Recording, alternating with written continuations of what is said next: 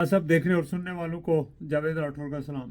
दोस्तों, आज मैं एक ऐसे नुक्ते पर बात करना चाह रहा हूँ जो बहुत कलीदी हैसियत रखता है तमाम फैसलों में।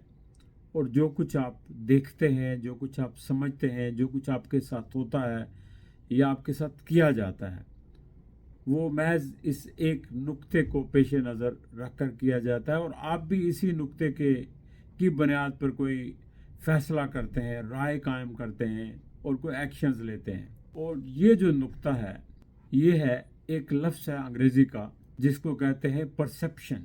अंग्रेज़ी में इसका मतलब ये है कि नोइंग समथिंग बाय सेंसस, कि आप किसी चीज़ का अदराक अपने सेंसस के साथ करें, महज इंफॉर्मेशन की बुनियाद पर नहीं, महज मताले की बुनियाद पर नहीं, महज देखे की बुनियाद पर नहीं, यानी एक होलिस्टिक अप्रोच के साथ किसी चीज़ का सेंस जब आपको पता लगेगा तो फिर आपकी परसेप्शन बनेगी किसी चीज़ के बारे में, आप अपनी राय कायम करेंगे।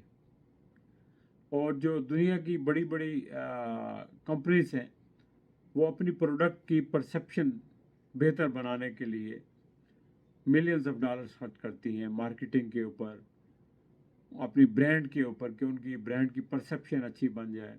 इसी तरह मुल्क जो है अपने सॉफ्ट इमेज के लिए बहुत खर्च करते हैं ताकि उनके मुल्क का एक इमेज बने।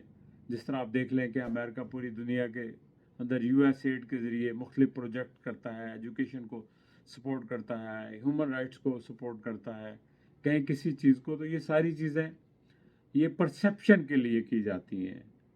और ज़ाहिर है कि अगर परसेप्शन अच्छी होगी तो फिर आप लोगों से बेहतर तरीके से कम्युनिकेट करेंगे और ज़्यादा अपने मफादात को आसानी से हासिल कर लेंगे। तो इसलिए परसेप्शन का तल्लुक इंसान की ज़िंदगी से बड़ा अहम है। इसी परसेप्शन की बुनियाद पर आप किसी को वोट देते हैं जब, तो तब देते हैं जब आप राय कायम कर लेते हैं कि ये बंदा आपके लिए अच्छा होगा। ये हकीकत मुख्तलिफ चीज़ है, चाहे हकीकत का उससे तल्लुक हो या ना हो, लेकिन परसेप्शन बड़ी अहम है। बाज़ औक़ात जो है ना, परसेप्शन जो है ये रियलिटी को टेक ओवर कर लेती है, जो हकीकत है उसको परसेप्शन छुपा लेती है। इसलिए परसेप्शन को पेश नज़र रखना बहुत ज़रूरी होता है। और परसेप्शन कभी भी जो है वो ख़त्म नहीं हो सकती महज ताकत के ज़रिए। वो परसेप्शन जो है परसेप्शन ही के ज़रिए ख़त्म होगी। यानी उसके लिए आप ऐसे कुछ इक़दामात करेंगे, ऐसा बयानिया बनाएंगे कि वो परसेप्शन ख़त्म होगी। अब आप देखें कि पाकिस्तान में जो कुछ हो रहा है इस वक्त, तो अवाम की परसेप्शन क्या है और जो हुक्मरान हैं उनकी परसेप्शन क्या है। अब अवाम की जो परसेप्शन है वो तो आप सबके सामने है। अवाम कहते हैं जो कुछ भी मुल्क में हो रहा है वो खिलाफ आइन हो रहा है, वो गलत हो रहा है, वो सही नहीं है।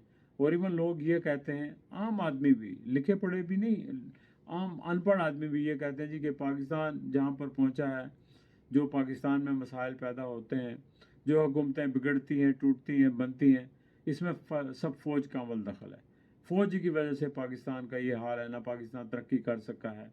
हालांकि इसमें सिर्फ फ़ौज का कसूर नहीं है, बिलाशुबा कुछ डिसीजन जो हैं आर्मी के चीफ्स ने ऐसे किए हैं कि जिसकी वजह से ये हुआ है। लेकिन इसमें लीडर्स, सियासतदान भी ज़्यादा इन्वॉल्व हैं, ब्यूरोक्रेट्स इन्वॉल्व हैं, आपकी जो हुकूमती मशीनरी है वो इन्वॉल्व है, और जुडिशरी के फैसले जो हैं वो भी इसकी बड़ी वजह है। लेकिन लोग समझने लगे हैं कि सिर्फ आर्मी ही है, क्योंकि कुछ एक्शंस रिसेंटली ऐसे हुए हैं इस आर्मी चीफ की के दौर में भी और पिछले आर्मी चीफ के दौर में भी और उससे पहले भी होते रहे, कि अब लोग जो है यही समझने लगे।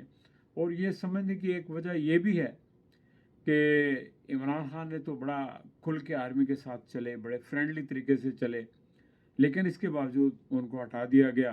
और वो शायद पहले लीडर थे जिन्होंने ओपनली कहा कि मुझे हटाया गया और इसमें साजिश में हमारे चीफ ऑफ आर्मी स्टाफ शरीक हैं।